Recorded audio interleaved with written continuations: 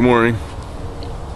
I've been up for about 10 minutes now, gathering my things, getting dressed, and because my shelter is facing the southeast, I actually saw the sun on the horizon. It lit up the sky. It was all red. There's a saying, I'll probably mess it up, I always do, but if you get a red sky at night, it's called sailor's delight, meaning you're probably gonna have fair weather the next day. Red sky in the morning, which is what happened. Sailors be warned, or sailors take warning, or something like that. Anyways, it means that we're gonna get some bad weather. The sky is kind of well, here, I'll show you.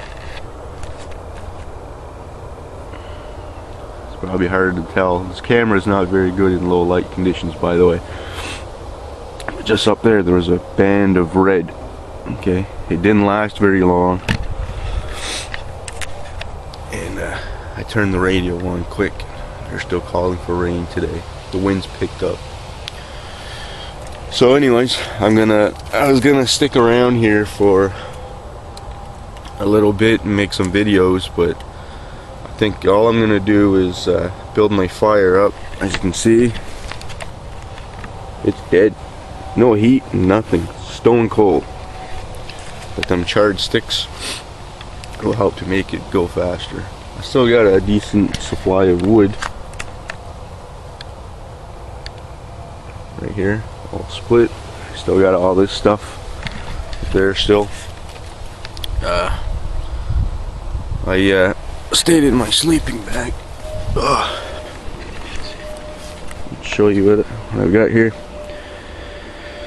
It's a Coleman Traverse sleeping bag.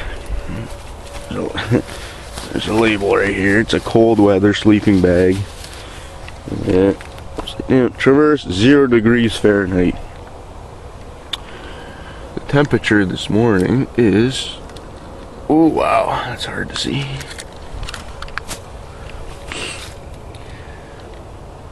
4.7, 4.6. My fire's not going, so the two sensors are the same. Of course, it's gonna warm up a little bit because I'm holding up my hand. That's Celsius. Let's see the min and max. Maximum indoor 18, minimum out, or maximum, no, sorry. No. Maximum indoor was 18.7 with my fire last night when I reset this thing. The minimum 2.3 during the night. Push it again. Maximum outdoor 6.8, and it went as low as 1.8. Of course, that's all Celsius. I'll put that back up here. I just have the cheap blue 1/2 inch foam on the bottom, and then here I have my waterproof bag that I keep all my bedding in, except for the pad. I use it as my pillow. I shoved my jacket and stuff in there, so it's easily accessible. There are my boots. My water's just in behind there. Got my trusty shotgun, fully loaded. Backpack on its side, so I have easy access to all the knickknacks in there. I find this useful. Yeah, I know, socks and sandals, but give me a break, guys. I'm in the woods and it's cold. Sandals are great for just puttering around camp, because my combat boots are over there. They're nice and cold, and it's not pleasant to put them on. Or if I have to get up real quick for whatever reason during the night, I can easily slip my sandals on. Combat boots take forever to put on and take off because of all the laces and stuff. It's quite the chore, so that's why I have my sandals. And usually what I do up here, maybe hard to see, I got a ridgeline set up. I got my knife, fork, and spoon set up here, and my saw. I usually hang my sandals up there. My glasses too, so I don't have to fumble around for them. I know exactly where they're at. I slept with a wool hat on and my flashlight just so I could keep track of where it's at. So I'm gonna just get my fire going because I need to make some breakfast before I go, get my energy up. It's a long hike back home. Got my fire going finally. There, it's nice and hot. Not too big, not too small. It actually, wow, look at this. For a small fire. 19.4 degrees in my shelter. 6 degrees outside. 5.9.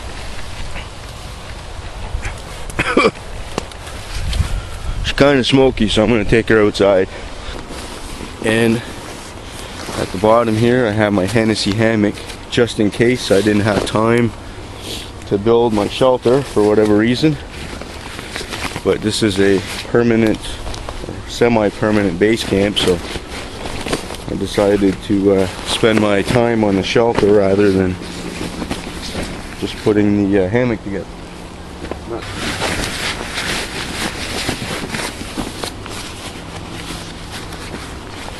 Now I have a seat.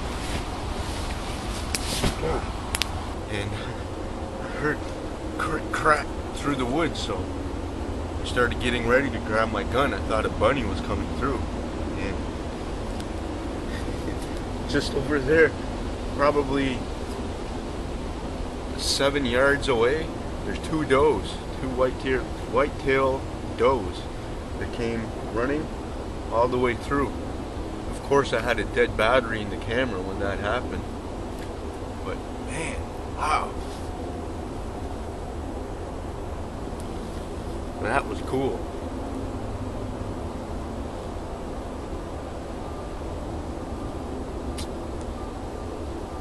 Wow. So anyways, I'm letting my fire die down, and I've got mostly everything packed up. I'm going to store my wood under here so it's sheltered for the next time I come. After seeing that, I'm definitely coming back. The next step is to find a spot, make a tree stand so that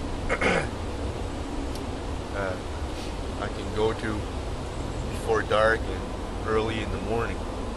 Because it's, what time is it now?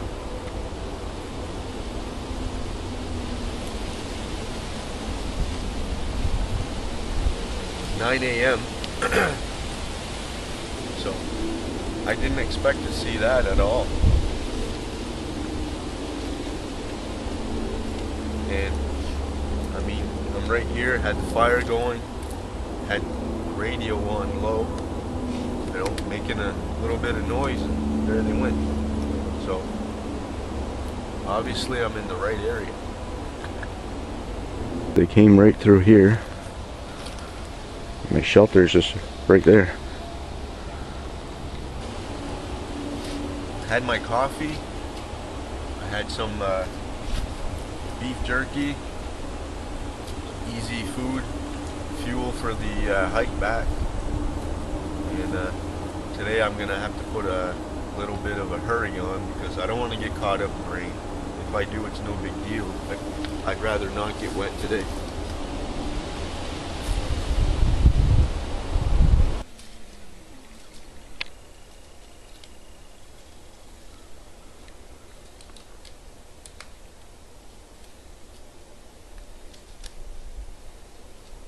Good night's sleep overall. I kept waking up, my arm was numb. It's just because of the way I was sleeping. I had too much of a pillow there, so anyways, but it was good. Woke up at 2 a.m. right on the nose. Never fails. I don't know what it is about 2 a.m., but I always wake up and have to go to the bathroom. So luckily I had my pee bottle trick handy. Took care of that. The sleeping bag kept me nice and warm all night long. It's an awesome sleeping bag. Actually, this morning when I woke up, I had a little bit of sweat, not much, but just enough, so it is keeping me nice and warm. It was windy all night. The fire died down early last night. I didn't want to keep waking up and tending to it, and I didn't want the sparks ruining my sleeping bag, catching me on fire or something like that. Alright guys, I'm all packed up, ready to go. Take a look. Fire's out. I stored my wood in there.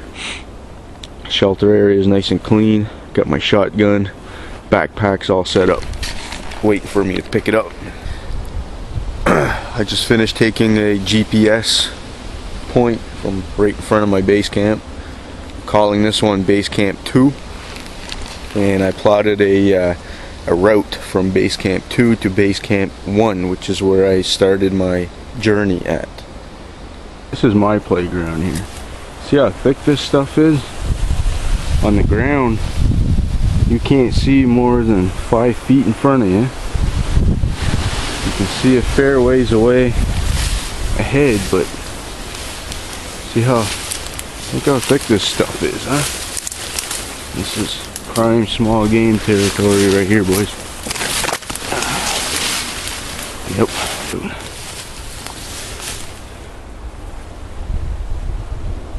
There's a crow way over there. Probably something in the woods down there.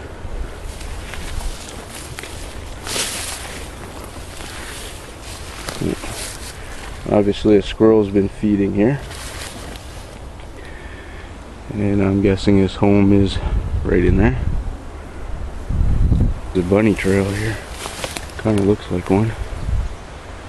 Just in case I spook one, I'm going to put the camera back in my pocket. Hopefully I'll get lucky.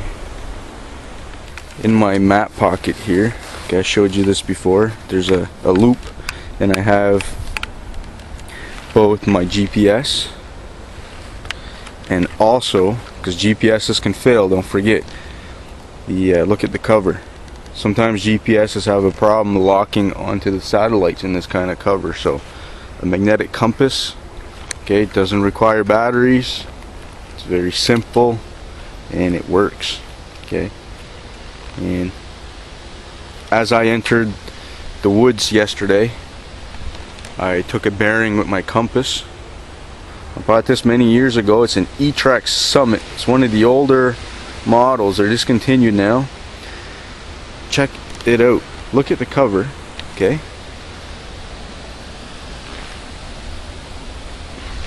Okay, I can't, it's not gonna come up on the camera because of UV rays and stuff, but there's so much glare off the screen. The accuracy here is 9 meters, which is pretty darn good considering the amount of cover. It's a cloudy day.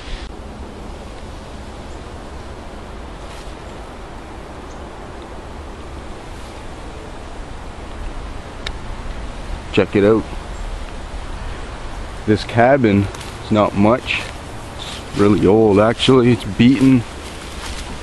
Porcupine's been inside and chewed the crap out of everything that's in there. Trees have fallen on it. Okay. But I always use this cabin as a point of reference. See, earlier I was bushwhacking in behind in a new area I had never been before. Well, during my previous excursions, all of my day hunts, this cabin represents the outer circle of my hunting area. So, of course, it's indicated on my GPS. And I was coming in behind the back way, so all the layout of the land was unfamiliar to me. Okay, and the GPS pointed this way, but I thought, no, that can't be right. I need to go that way. Sure enough, I decided to follow the GPS to see how accurate it is, and you know what? It was right. Sometimes technology fails, but sometimes it can steer you in the right direction as well. I also use my magnetic compass. Oh, birdies. I also use my magnetic compass, and I thought it was off, but you know, the magnetic needle does not lie. The sun's not out, so I can't use it to navigate, so I have to trust the tools that I brought along, and they came through for me today.